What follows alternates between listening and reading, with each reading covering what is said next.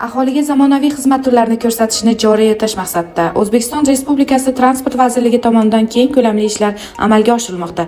Jumladan, xorijiy davlatlarga vaqtinchalik ishlash uchun chiqib ketayotgan fuqarolarning o'z vaqtida xavfsiz yetkazib qo'yish maqsadida Asia Transervis mas'uliyati cheklangan jamiyati avtobus, mikroavtobus va yengil mashinalarda tashuvlarni amalga oshirmoqda. Transportlarda yo'lovchi va haydovchilar uchun barcha qulayliklar yaratilgan. Konditsioner, salondagi iqlim nazorati, xavfsizlik tizimlari shular jumlasidandir.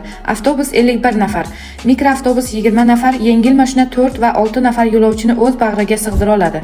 O'rindiqlar yumshoq bo'lib, har bir yo'lovchiga maksimal darajada qulaylik yaratilgan. Agar zarurat bo'lsa, o'rindiqlarni old va orqa tomonga siljitish hamda yon tomonga sozlash mumkin.